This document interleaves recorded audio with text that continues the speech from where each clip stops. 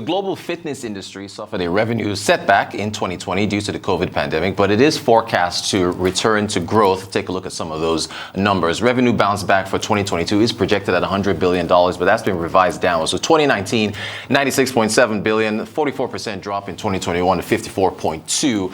As far as fitness revenue from gyms, the United States leads the way, $35 billion in 2021. Germany, the United Kingdom tied for second, $6.2 billion each. Joining us from Boca Raton, Florida, to discuss the bodybuilding industry is professional bodybuilder and the 2022 Indy Pro and 2022 New York Pro Champion, Blessing Awodibu. Blessing, good afternoon, or rather good morning to you. Thank you so much for joining us, and congratulations on your victories in Indy and in New York. Can you tell us whether or not the bodybuilding is a lucrative profession? Thank you so much. Thank you for having me on. I know the time's a little bit different here. It's pretty late over there and still early here. So that's always a big thing with the time difference. But yeah, man, I've been to bodybuilding. I've been doing it, training and competing right now for about 12 years. And, thank God, I was able to make it my career and able to, fit my family through it. And, and right now, I'm getting ready for Mr Olympia. It's going to be my debut. So representing Nigeria, so that's going to be awesome. So super excited. And we're going to be wishing you a whole bunch of luck. There's your trophy there at winning the Indy Pro. So I think you're a Redcon athlete. What's the main source, I guess, of income for professional bodybuilders? Is it sponsorship deals, or is it winning shows like what you did at Indy and in New York? Yes, for sure, man. Making income from bodybuilding is extremely hard. As you know, it's still a niche sport. We're trying to, get it on a global scale and get it to the mainstream media, but most the main source of income probably would be sponsored, So with social media, if you're able to grow your social media, have a large audience on there, you're able to secure sponsors like clothing, supplement. Like direct one would be like my main sponsor, and they produce sports supplements like protein powders, creatine, vitamins, and all that. And what about there have been a few tragic deaths in the industry. What about the health risks and I guess the medical costs? Is that still a concern for the industry?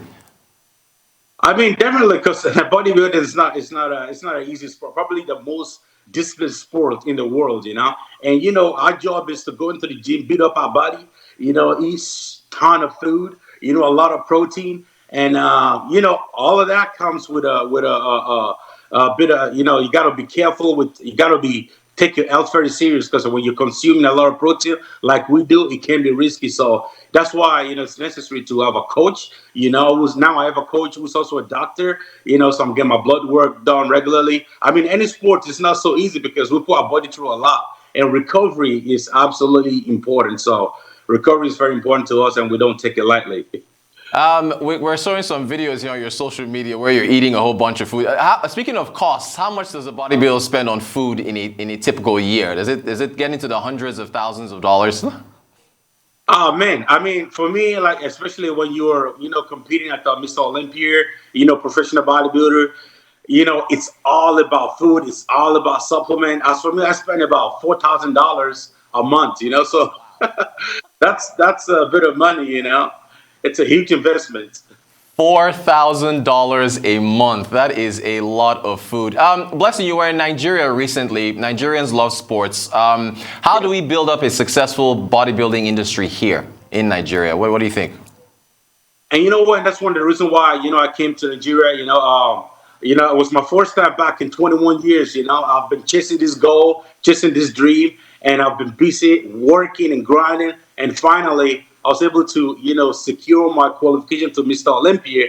And Mr Olympia is a Super Bowl of bodybuilding. So I thought it's the right time for me to go back to Nigeria, spread the good news, bring up spread the awareness of fitness and bodybuilding and educate people. And that's what I did. And thanks to God, the love and support that I received with my homecoming, it was incredible. I was able to get in front of media, radio, and live TV and news channels, so I was able to tell people about fitness and bodybuilding.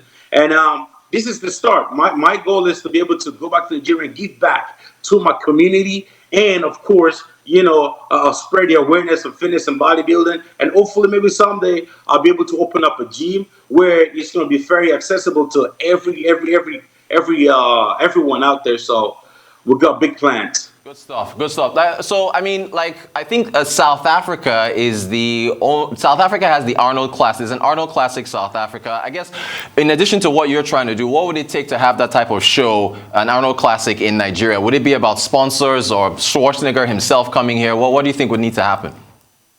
I mean, it's all about, us having a role model and somebody who's flying the flag for us, And I feel this is the first step. This is the first ever they're going to have a Nigerian athlete on that Mr. Olympia stage. So this is huge for me, and it's huge for my people. So me winning that show or placing extremely high, it's going to be very big. It's going to be very big. And, we're already in the talks. I'm already in the talk with Mr. Olympia and what they can do in Nigeria to, spread the awareness and how to bring competition shows to Nigeria. So we're definitely on our way to the top, and it's very important for me, how I place in the Mr. Olympia. Winning this will be very good for Nigeria, for myself, and for everybody.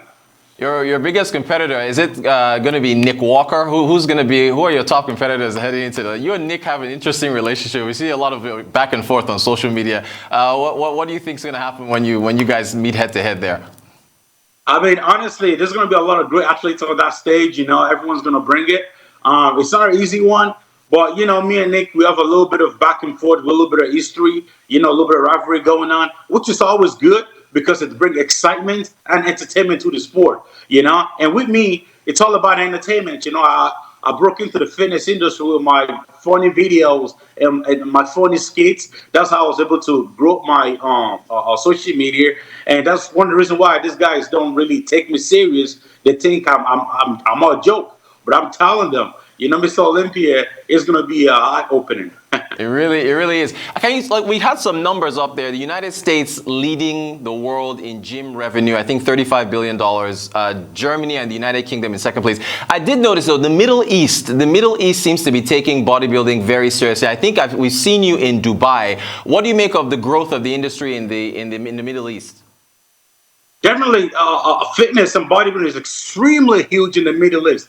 And you know why they're growing so fast is because the government actually backed this. They get a lot of support from the government.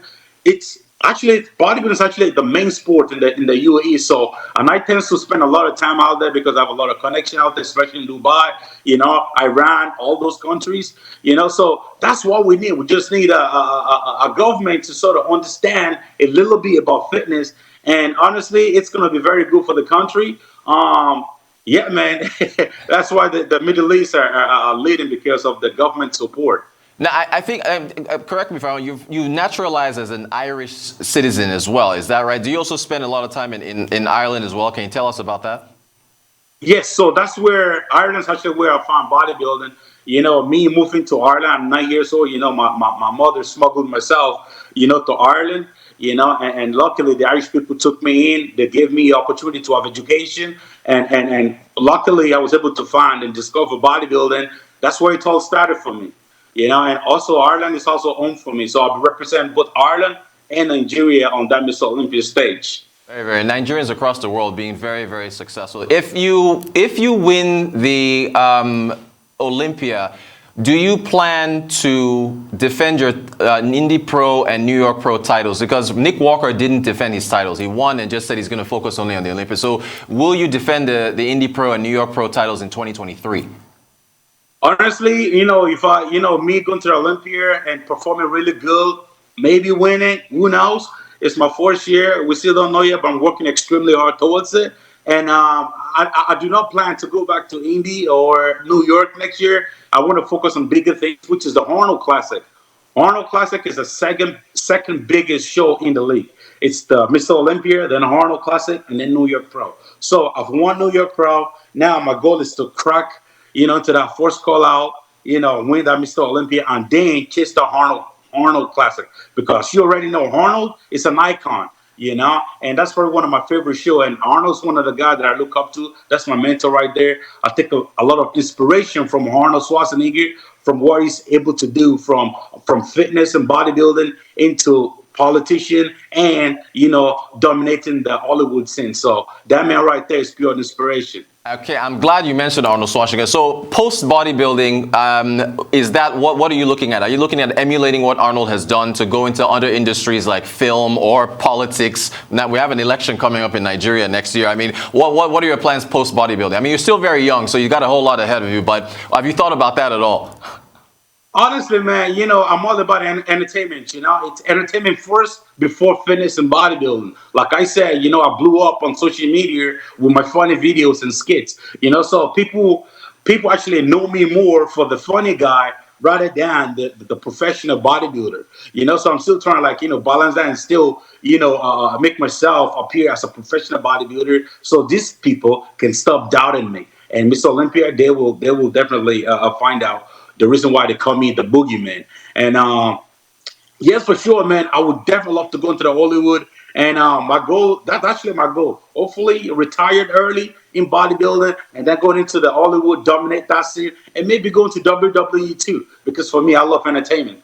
You've got a whole bunch of plans ahead of you. It is very interesting. But I think you touched on this earlier when I asked you about how lucrative the business is. So social media, as far as bringing in money, it does play a role. Is that correct?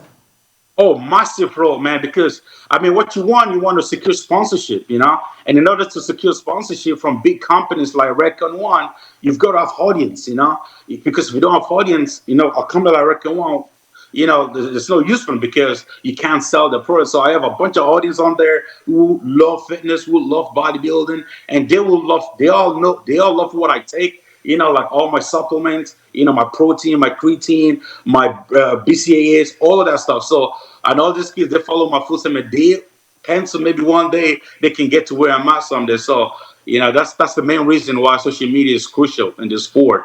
Excellent stuff. So, okay, and look, I got to admit, I started following you because of your funny skits. And so now that now that you've won the Indy Pro, you've won the New York Pro, you are one of the favorites, I think, or top 5, at least top 3 for the Olympia later this year. Are you still going to go back to those funny skits, or do you want to be taken completely seriously going forward? What's the social media strategy going forward? You can never forget where you came from, man. With me, it's all about staying true to myself, beat myself at all times, and never forget where you came from and never forget what made you. Social media is what made me. This personality is what made me. So I can never lose that. So that's going to be, it's going to be just myself 24/7. Either I'm Mr. Olympia, you're still going to be seeing me running around doing all this funny stuff because, I got a whole bunch of fans out there who will love me doing crazy stuff. Bless you. Okay, we're almost out of time. In the off season, what's your max weight? Do you cross 300 pounds? Oh yeah, the last option I had, I was 303. But that was one for me. It was very difficult to move. It was difficult to tie my own shoelace. But I definitely don't see myself again as heavy as that again.